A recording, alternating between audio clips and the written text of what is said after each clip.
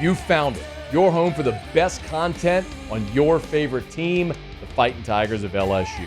Do us a favor, subscribe to the channel, leave your comments below, and be sure to smash that like button.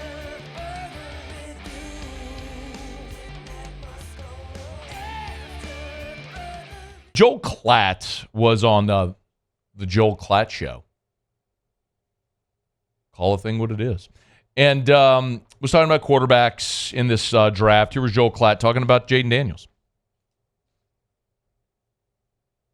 I love how experienced this guy is. He's played a ton of football. 55 starts in his college career, 26 of them at LSU in the SEC. I'm a big believer in experience going into the National Football League, and 55 starts is a lot. What I thought he did so well during the course of his career is he went from what I thought was like a really athletic and dynamic player athletically on the field at ASU to a guy that was controlling the game from the pocket. So he was more well-rounded, a five-tool player. Rather than great in one or two areas early in his career at ASU, he developed into a guy that showed the elements necessary to be really good in all five categories that you evaluate.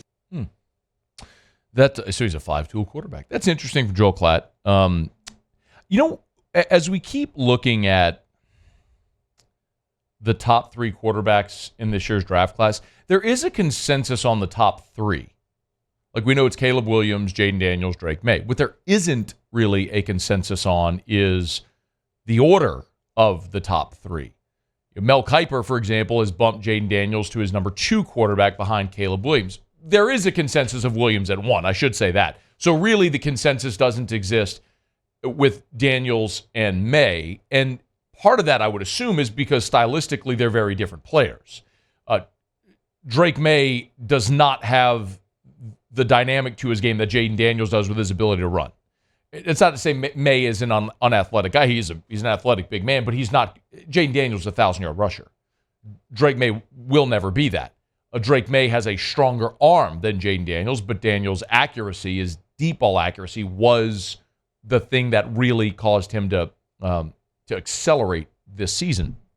So it may come down to whoever is picking in that spot, which quarterback stylistically they prefer. I mean, that may be what it comes down to see who goes. But this was so interesting to me because we're starting to hear some of that draft chatter about maybe the Patriots not taking a quarterback or the Patriots trading down at 3.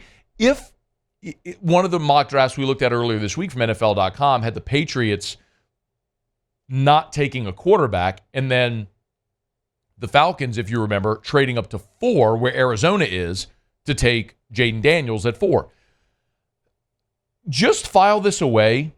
I looked back at the last 25 years. So there may be a time prior, but in the last 25 years, do you know how many times, not a trick question, I'm curious your answer, how many times in the last 25 years quarterbacks have been taken with each of the top 3 picks? So quarterbacks have gone 1, 2, 3. Not 3 in the first, just gone 1, 2, 3 overall. 25 years, you said? Last 25 years, how many times have quarterbacks gone 1, 2, 3 in the draft? I'll say 3 times. Paulie, do you want to opine? It's a good guess. I was thinking 3 as well. 1? 1. Wow, okay. It was 2021. Trevor Lawrence, Zach Wilson, Trey Lance. That's the only time it's happened dating back to 1999. I thought that was, I thought for sure. And there's years where they've gone 1 and 2, like Andrew Luck, RG3. I mean, there's been those years where you've seen quarterbacks go 1, 2 in the draft. But that really surprised me. And you're likely going to see that this year. But look at the result of that, of Trevor Lawrence, Zach Wilson, Trey Lance. Zach Wilson and Trey Lance went bust. Now, Trevor Lawrence is a franchise quarterback, the guy who went number 1. So I don't know if that's a cautionary tale. We'll see. We'll see what happens here. But also remember the 49ers made the very aggressive move to go up and get Trey Lance at number 3. So is there a team, like let's say Drake Maye goes 2 and the Patriots are sitting there at 3. What if there's a team that loves Jayden Daniels? Do they aggressively trade up the way that the Niners did to get Trey Lance back in 2021? I don't know. I think that for me is the most interesting thing because there doesn't appear to be anyway a consensus opinion on the order of the quarterbacks. Everybody knows those are the top three, but it's like Caleb Williams is one, but Maye or Daniels, there isn't really a consensus feel, which is the interesting question, because only when that sorts itself out will the draft start.